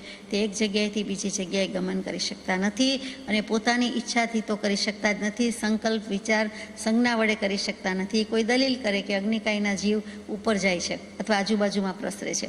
વાયુકાયના જીવ, વાયરો, હવા તો આવે છે, પવન તો આવે છે, તો એમાં જીવો આવે છે, ઉપર નીચે જાય છે વગેરે. થાય છે ને ના નહીં, પોતાની ઈચ્છાથી નથી. પોતાનો સ્વભાવ જ છે એટલે થયા કરે છે, પરંતુ પોતાની ઈચ્છાથી સમજી બૂજીને ઇન્ટેન્શનલી ઈરાદાપૂર્વક પ્લાન કરીને કરી શકતા નથી. તે સ્થાવરકાયના જીવો છે. એવો સ્થાવર નામ કર્મનો ઉદય છે, તેથી સ્થાવર જીવો થયા છે.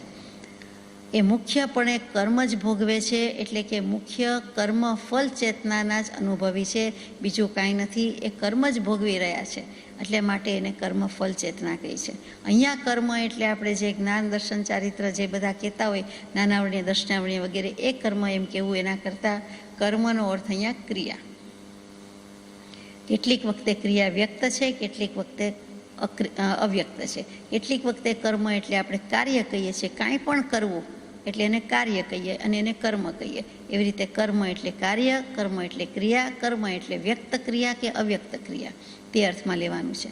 પછી ત્રસ જીવો છે, જે બે ઇન્દ્રિયથી માંડીને પંચેન્દ્રિય એક જગ્યાએથી બીજી જગ્યાએ ત્રાસ પામતા હોવાથી જઈ શકે છે, તે બધા કર્મ ચેતના વેદે છે. એટલે કે પેલું કર્મ ફળ ચેતના, પછી બીજું છે તે કર્મ ચેતના વેદે છે. કર્મ અને કર્મફળ બે જ શબ્દ યાદ રાખવાના છે. અને ત્રીજું સિદ્ધાર્થમાં જે આપણો લક્ષ્ય છે કે પ્રયોજન છે, એ શું કરે છે? તો કે માત્ર જ્ઞાન ચેતના, માત્ર અને માત્ર જ્ઞાન ચેતના, જ્ઞાન અને જ્ઞાન માત્ર ચેતના જ વેદે છે. શુદ્ધ ચેતના નિશ્ચય કરવા યોગ્ય રે. કઈ શુદ્ધ ચેતના? તો કે પ્રજ્ઞાબોધમાં નિયમિતપણામાં પુષ્પમાં છે, નિયમસાર શાસ્ત્રમાં છે તે અનંત ચતુષ્ટય શુદ્ધ ચેતના નિશ્ચય કરવા યોગ્ય રે. અનંત જ્ઞાન, અનંત દર્શન, અનંત સુખ, અનંત વીર્ય, આ અનંત ચતુષ્ટય કહેવાય આત્માના. અને તે જ નિશ્ચય કરવા યોગ્ય છે. તે શુદ્ધ જ્ઞાન ચેતનાનો કોઈ શુદ્ધ સ્વામી હોય તો તે સિદ્ધાત્મા છે. અરિહંતને પણ અપેક્ષાએ ઓછા કીધા છે. હજી સદેહે પરમાત્મા છે, દેહધારી પરમાત્મા છે. હજી અઘાતી કર્મનો ક્ષય બાકી છે. જીવન મુક્ત છે, દેહ છતાં નિર્વાણ છે, તેમ છતાં તેને ઓછું ગણ્યું છે. એટલે કે અરિહંતને નહીં પણ અહીંયા સિદ્ધને શુદ્ધ જ્ઞાન ચેતનાના શુદ્ધ સ્વામી કીધા. અરિહંત ભગવંતને જ્ઞાન ચેતનાના સ્વામી તો કીધા, શુદ્ધ જ્ઞાન ચેતનાના સ્વામી કીધા, પણ હજુ થોડુંક બાકી છે.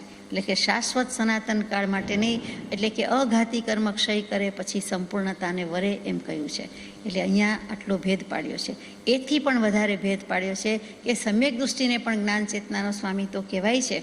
તો આમાં તો આવ્યું નહીં, તો કે એ પણ હવે વાત આગળ લઈએ છીએ કે તેને પણ જ્ઞાની પુરુષોએ કીધો છે. કેવી રીતે? શ્રી સમયસારજી પણ કુંદ ભગવંતે લખ્યું, અને જે વાંચી રહ્યા છીએ તે શ્રી પંચાસ્તિકાય સંગ્રહ, એ પણ કુંદ ભગવંતે લખ્યું. બંનેના કરતા પુરુષ એક જ છે, આચાર્ય ભગવાન છે, ધુરંધર આચાર્ય છે. મહાવીર સ્વામી પછી થોડા વર્ષોમાં થઈ ગયેલા એવા છે. અને એમનું અક્ષરસહ લખાણ આપણને મળે છે, એ મોટી મોટી કૃપા છે. અને એમાં કાંઈ આપણને ગુમાવ્યું નથી, કાંઈ ઓછું થયું નથી, કાંઈ નાશ પામ્યું નથી. એવા શાસ્ત્રમાં પણ તે જ કરતા પુરુષ હોવા છતાં નહીં જેવો ભેદ આવે છે કે સમયસારજીમાં જે પ્રકારે ત્રણ ચેતના કહી અને પંચાસ્તિકાએ પ્રસ્તુત ગ્રંથમાં કહે છે, એમાં નહીં જેવો ફરક છે. મુખ્યતાએ ભેદ નથી, ગૌણતાએ ભેદ છે. કેવી રીતે? તો કે સમયસારજી પ્રમાણે કર્મફળ ચેતના માત્ર એકેન્દ્રિય સ્થાવર જીવોને હોય, પંચાસ્તિકાય પ્રમાણે પણ એમ જ છે. કર્મ ચેતના છે તે સમયસારજીમાં 1થી પહેલાંથી 6 ગુણસ્થાનક સુધી હોય તેમ કીધેલું છે. જ્યારે પંચાસ્તિકાય પ્રમાણે 2 ઇન્દ્રિય જીવથી માંડીને કેવલ જ્ઞાન થાય ત્યાં સુધી અથવા તો ન થાય ત્યાં સુધીના જીવોને હોય તેમ કહ્યું છે.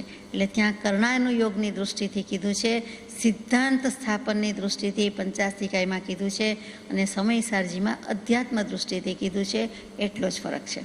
ત્રીજું જે જ્ઞાન ચેતના છે તે સમયસારજી પ્રમાણે માત્ર સમ્યક દૃષ્ટિને જ હોય અને 7મા ગુણસ્થાનકથી હોય. એ જ્ઞાન ચેતના ચોથાથી પણ ખરી અને 7માથી પણ ખરી, અને પછી તો આગળ હોય, એમાં નવાઈ નથી. જ્યારે પંચાસ્તિકાયમાં જ્ઞાન ચેતના માત્ર અરિહંત અને સિદ્ધને કહી છે, કેમ કે કર્ણાનુયોગ દૃષ્ટિથી કહે છે કે બિલકુલ શુદ્ધિ ક્યારે પામે છે? તો કે કેવળ નિજ સ્વભાવનું અખંડ વર્તે જ્ઞાન, અને કે સંપૂર્ણ કર્મનો, મોહનીય કર્મનો સંપૂર્ણ ક્ષય થઈ જાય છે. કેવલ જ્ઞાન પ્રગટે છે ત્યારે તેને જે ચેતના અને શુદ્ધ ચેતના છે કે જેમાં અંશ માત્ર કાંઈ બાકી રહેતું જ નથી, એવી જ્ઞાન ચેતના તો ત્યારે જ હોય છે. એ પણ એટલી જ સાચી વાત છે. અને ત્યાં ચોથાથી લઈ લીધું, 7માથી લઈ લીધું અને અરિહંત સિદ્ધને લીધું. આ બંનેમાં એકમાં અધ્યાત્મ તત્વની અપેક્ષા છે, બીજામાં કરુણાનુયોગની અપેક્ષા છે કે સિદ્ધાંત સ્થાપનની દૃષ્ટિ છે. આ બંને શાસ્ત્રોક્ત શબ્દ છે. ફરીથી કે કર્મ ચેતના, કર્મફળ ચેતના કોને હોય એ તો વાત થઈ, અને જ્ઞાન ચેતના. પણ એનો અર્થ શું? કર્મ ચેતનાનો અર્થ શું? તો કે જ્ઞાન સિવાયના પરિણમનમાં આ હું કરું છું, હું અમુકને સુખી કરું છું, અમુક મારાથી થાય છે, અમુક મને દુઃખી કરે છે, હું મકાન બનાવું છું, હમણાં આ પ્રોજેક્ટ ચાલે છે, એમ જે કરતા બુદ્ધિ છે તેનું નામ કર્મ ચેતના. ત્યાં કાર્ય કરવાનો, ક્રિયા કરવાનો અને પરિણામ્યા કરવાનો સ્વભાવ છે અને એનો ભાવ છે. કર્યા તો કરે છે, ક્રિયા તો બધા કરે છે, પરંતુ આવા સંકલ્પ વિકલ્પ સાથે કરે છે. જ્ઞાન સિવાયના પરિણામમાં જ્ઞાન ભાવે, જ્ઞાન સ્વભાવી હોવા છતાં પરિણમતો નથી, પરંતુ આવા ભાવે અજ્ઞાન ભાવે પરિણમે છે. હું કરું છું, હું અને મારું એવા મિથ્યા ભાવે કરે છે. એટલે કે ત્યાં કર્તૃત્વ બુદ્ધિ છે. કર્તાપણાની બુદ્ધિથી જે કંઈ થાય છે તે કર્મ ચેતના છે. કર્મ ફળ ચેતના શું છે કે જ્ઞાન સિવાયનું જ પરિણામન છે, પણ આ હું ભોગવું છું એમ વેદે છે. હું સુખી છું, હું દુઃખી છું, આણે મારું બગાડી નાખ્યું, આણે મારું સારું કરી દીધું, આની કૃપા છે, આની અવકૃપા છે, આ મારાથી ખુશ છે, આ મારાથી ખુશ નથી. અને હું જે કંઈ કરું છું અથવા જે કંઈ મળ્યું છે તે હું ભોગવું છું, એટલે કે વેદું છું અને ભોગવું છું. એમાં પણ એને કરતાપણાનું ભાન કે અભિમાન રહેલું છે કે હું જમી, મેં જમ્યું, મેં મારા વડે જમાયું એમ નહીં, હું જમ્યો, મેં બનાવ્યું, મને આવડે છે એવું કોઈને આવડતું નથી, અથવા તો હું જ આમાં કરું છું અને મારાથી જ જે કાંઈ થાય છે તે છે અને જે ભોગવું છું તે હું જ કરું છું. હું જમું છું તો હું જ જમું છું, વળી બીજો ગમે છે, બીજો બીજાનું જાણે, એમ જે એકદમ જડબે સલાક કર્તૃત્વ અને ભોક્તૃત્વ બંનેનો ભાવ થાય છે. અજ્ઞાન દશા છે, જ્ઞાન સિવાયનું પરિણામન છે, તેમાં જે ભાવ થાય છે તે કર્મ ફળ ચેતના છે.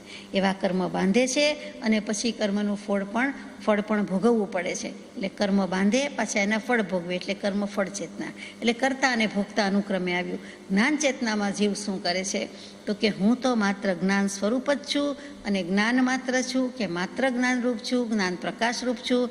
મારો સ્વભાવ માત્ર જાણવાનો જ છે, જાણપણું જ રાખીને બેઠો છું, બીજું મારાથી કાંઈ થઈ શકે એમ નથી. આમ પણ એક દ્રવ્ય બીજા દ્રવ્યને કાંઈ કરી શકતું નથી, એ સિદ્ધાંત છે. તો હું શા માટે નકામી લફરાબાજી કરું છું અથવા પરિણતિ જુદી કરું છું, વિભાવમાં જઉં છું?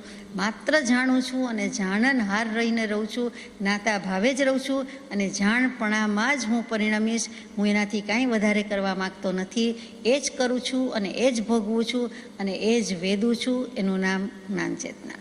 કે નથિંગ બટ નોલેજ. જ્ઞાન સિવાય બીજી કોઈ વાત નથી, બીજું બધું અજ્ઞાન છે. કર્તૃત્વ બુદ્ધિ એ ભારોભાર અજ્ઞાન છે, ભોક્તૃત્વ બુદ્ધિ એ પણ અજ્ઞાન છે. એનું નામ જ કર્મ ફળ ચેતના અને કર્મચેતના. એનાથી અનાદિકાળથી રખડું છું. હવે જીવ થોભ બસ, હે જીવ, આ ક્લેશરૂપ સંસાર થકી વિરામ પામ, વિરામ પામ. કાંઈક વિચાર, પ્રમાદ છોડી જાગૃત થા, નહીં તો રત્ન ચિંતામણી જેવો સમય કે દેહ નિષ્ફળ જશે. એ જ વસ્તુ આવીને ઊભી રહી કે કર વિચાર તો પામ. અહીંયા જ્ઞાન ચેતના જગાડવા માટે ઢંઢોળીને જ્ઞાની પુરુષ લખી ગયા, કહી ગયા છે. અને આપણે તે શ્રદ્ધવાનું છે, સદરણા કરવાની છે. એની પ્રરૂપણાની સદરણા કરશું, શ્રદ્ધા રાખીશું તો આપણું કલ્યાણ અને મોક્ષ તો છે જ. આગળ જઈએ. ગાથા નંબર 39 જે આપણે હમણાં વાંચી લીધી તે ગાથા નંબર 40. ઉપયોગ જ્ઞાન અને દર્શન એમ બે પ્રકારનો છે. જીવને સર્વકાળ તે અનન્યભૂતપણે જાણવો. ઉપયોગની વાત આવી, જીવના જ લક્ષણની વાત ચાલે છે. એમાં જીવનું લક્ષણ ઉપયોગ છે, અજીવનું તો લક્ષણ છે નહીં ઉપયોગ. એટલે જીવ દ્રવ્યના લક્ષણમાં એક ઉમેરો થયો, તે ઉપયોગ. ઉપયોગ શું તો કે ઉપયોગ શબ્દ જ બહુ મજાનો. ઉપવત્તા યુજ. ઉપ એટલે પાસે, સમીપ, નિકટ, નજીક, પાસે જ. અને યોગ એટલે યુજ એટલે જોડી દેવું. આત્માને આત્માની સાથે કે પાસે જોડી દે તેનું નામ ઉપયોગ. આત્માને આત્માની પાસે જોડવાની બદલે આપણે પરમાં જોડાઈ જઈએ છીએ કે જોડાતા જઈએ છીએ, એને પણ ઉપયોગ તો કહેવાય. તો કે એને કહેવાય, પણ એને અશુદ્ધ ઉપયોગ, એને આગળ વિશેષણ લાગી જાય છે, અશુદ્ધ ઉપયોગ છે. અને શુદ્ધ ઉપયોગ છે આત્માને આત્માની પાસે લઈ જાય, એટલે કે પોતાને પોતાની પાસે, પોતાના સ્વભાવ સ્વરૂપમાં લઈ જાય, પોતાને પરમાત્માપણા પાસે લઈ જાય. પહેલાં અંતરાત્માપણું, પછી પરમાત્માપણું, આ ઉપયોગ. બીજી રીતે ઉપયોગનો અર્થ આ તો શાબ્દિક વ્યાકરણની વ્યુત્પત્તિથી કર્યો. બીજો ઉપયોગનો અર્થ શું થાય તો કે પદાર્થનો બોધ જેનાથી થાય તે, જેનાથી પણ વસ્તુની વિશે કંઈ ખબર પડે, તે પદાર્થનો બોધ થાય. તે કયા ગુણથી, કયા લક્ષણથી આપણને ખબર પડે છે. આપણે કહીએ કે મને ખબર પડે છે, હું નથી સાંભળતો એમ નથી, હું નથી જાણતો એમ નથી, હું નથી કરતો એમ નથી, મને મગજ, બુદ્ધિ, મન નથી એમ નથી, હું સમજું છું, જાણું છું, મને ખબર પડે છે. આ ખબર પડે છે એ શેનાથી ખબર પડે છે?